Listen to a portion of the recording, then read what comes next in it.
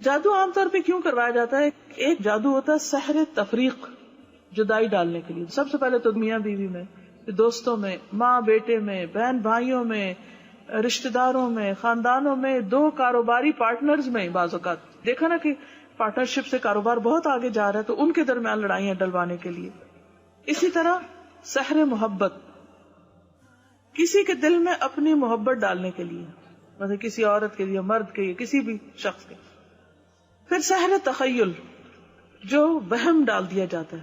کئی لوگ آپ نے دیکھا ہوگا ہاتھ دھوئے ہی چلے جاتے ہیں، ان کو لگتا ہی نہیں کبھی وہ پاک ہوئے ہیں، وہ وضو ہی کرے چلے جاتے ہیں. نہاتے ہیں تو گھنٹوں نہاتے رہتے ہیں، واش روم سے نہیں باہر نکلتے. تو باتھ روم جو ہے یا ٹوائلٹ جو ہے انتہائی گندی جگہ ہے، اس میں انسان کو بس ضرورت کا ہی ٹائم لگانا چاہیے اور فوراً باہر آنا چاہیے. عموماً شیاطین ایسی جگہوں پر ہوتے ہیں تو اس میں انسان کو نہیں ہونا چاہیے، یعنی کہ وہاں سے بچنا چاہیے، گندی جگہوں سے. جسمانی گندگی سے بھی بچنا چاہیے کیونکہ وہ شیاطین کو گندگی پسند ہے. تو وہ پھر عموماً ایک وہم سا انسان کو ہو جاتا ہے، انسان شکی ہو جاتا ہے، ہر ایک پہ شک، ہر ایک کے اندر سے فالٹ ڈھونڈنا.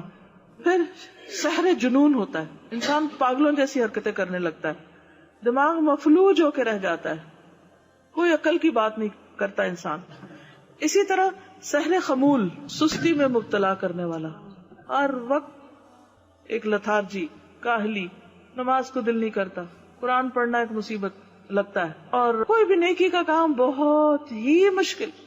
بعض اوقات لوگ کہتے ہیں نا کہ ہم سے تو لفظ نہیں منہ سے نکلتا، پڑھا ہی نہیں جاتا، کیا کریں. کبھی کہا نا ان کو بھئی اگر ایسی کیفیت ہے تو اللہ کی پناہ میں آؤ، کہتے کیا کریں، منہ سے نہیں نکلتا، دل ہی نہیں چاہتا. پھر سحر حواتف، چیخو پکار میں مبتلا کرنے والا، کہ جس پہ وہ ہوتا ہے وہ چیختا ہے، چلاتا ہے، چھوٹی چھوٹی بات پہ حد سے زیادہ غصے میں آ جاتا ہے، توڑ پھوڑ اور ایک مجنون کسی کیفیت ہو جاتی. بعض اوقات سحر امراض، جیسے مرگی کی کیفیت یا مختلف اور بیماریاں کی شکل میں. پھر سحر استحاضہ کی بیماری، جیسے حدیث میں بھی آتا ہے نا کہ یہ تو شیطان کی ایک دھوکہ ہے، تاکہ انسان کبھی یہ سوچے میں پاک ہی نہیں ہوں تو میری کیا نماز میں خشوع خضوع ہی نہیں. تو نماز میں خشوع خضوع تو انسان کی کامیابی کی علامت ہے، اور اگر اس میں خلل آتا ہے تو یہ شیطان کا وار ہوتا ہے. تو دشمنی یا حسد ہوتا ہے بعض اوقات کہ کسی کے ساتھ بنتی نہیں، اور بعض اوقات رشتوں میں خلل ڈالنے کے لیے.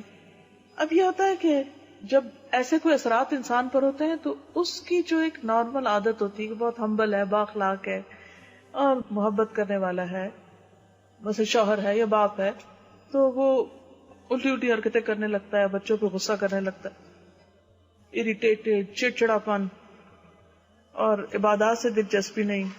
بعضوں کا جسم کے کسی خاص حصے میں درد شروع ہو جاتا ہے بلا وجہ، سارے ٹیسٹ کرائے جاتے ہیں، میڈیکلی کوئی ریزن نظر نہیں آتی، سمجھ ہی نہیں آتی. بعضوں کا ڈراؤنے خواب آنے لگتے ہیں اور انسان کو ایسی بھیانک چیزیں نظر آتی ہیں کہ وہ سو نہیں پاتا. بعض اوقات خون کے چھینٹے نظر آتے ہیں. کبھی طے شدہ کپڑوں کو کاٹا جاتا ہے، اس میں کٹ کے نشان ہوتے ہیں، جیسے مثلا قمیض طے کر کے رکھی تو جو ہارٹ کی جگہ ہے اس کے اوپر جیسے کسی نے یوں لگتا ہے جیسے کسی نے چھری مار کے یا کوئی کینچی کی نوک مار کے اس جگہ کو کاٹا ہے. بعض اوقات خاوند یا بیوی ایک دوسرے کو بہت بدنما نظر آتے ہیں، یعنی کہ نفرت آتی ہے، ان کی شکل اچھی نہیں لگتی، حالانکہ وہی شخص دوسروں کو اچھا لگ رہا ہوتا ہے، مگر بیوی یا شوہر کو وہ آپس میں ایک دوسرے کو ان کو بالکل ان کا دل اٹھ جاتا ہے. حتیٰ کہ جو ان کا جسمانی تعلق ہوتا ہے اس میں سخت مشکل پیش آتی ہے. بعض اوقات اولاد کی بندش کے لیے کیا جاتا ہے، بعض اوقات جسمانی تعلق کی بندش کے لیے. تو یہ ساری چیزیں علامات ہوتی ہیں جو نظر آنے لگتی ہیں. لیکن بعض اوقات بیماریاں بھی ہوتی ہیں، ویسے اثرات نہیں بھی ہو سکتے، لیکن اگر پہلے انسان نارمل ہو اور یک یہ تبدیلیاں آ جائیں تو پھر انسان ایسی چیزوں کا علاج کرے. لیکن اگر ایک شخص شروع سے بچپن سے بد مزاج ہے، بد اخلاق ہے، اکڑ ہے، وہ اس کے مزاج کا حصہ ہے. لیکن ایک شخص عادتاً نہیں، مزاج میں نہیں، ٹھیک ہے، اچانک ہی کچھ ہو گیا، اس کو نظریں پھیر لی اس نے اور وہ کچھ سے کچھ ہو گئی اس کی عادتیں، تو پھر الرٹ ہونے کی ضرورت ہے کہ مسئلہ کیا ہے. تو بعض اوقات بچوں کے اندر تنہائی کی عادت ہو جاتی ہے، نہ ماں باپ سے ملتے ہیں، نہ بات کرتے ہیں، گم سم، نہ رشتہ داروں سے ملتے ہیں، نہ باہر جاتے ہیں، سب کچھ چھوڑ کے بیٹھ جاتے ہیں، پڑھائی لکھائی بھی چھوڑ کے بیٹھ جاتے ہیں. اب جب ایسی کوئی کیفیت ہو تو انسان کو کسی اور کے پاس جانے کی ضرورت نہیں، دوا کرے، علاج کرے. حدیث میں آتا ہے نا لِكُلِّ دَاءٍ دَوَاء، ہر بیماری کا علاج موجود ہے. یہ بالکل سچی بات ہے. جب کسی مریض کو صحیح دوا پہنچتی ہے تو وہ بإذن اللہ ٹھیک ہو جاتا ہے. اور اللہ کا حکم ہوتا ہے کب تک اس نے بیمار رہنا. ایوب علیہ السلام کی آزمائش کو آپ دیکھیں، کئی سال تک وہ بیمار رہے، پھر ٹھیک ہو گئے اور پہلے سے بھی زیادہ ان کو نعمتیں ملی.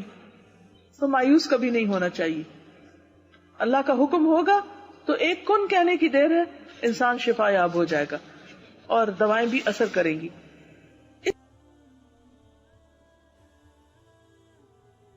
ویڈیو کے نیچے سبسکرائب کے بٹن پہ کلک کریں، بیل کے آئیکن پہ کلک کیجیے تاکہ ہر نئی ویڈیو کی نوٹیفکیشن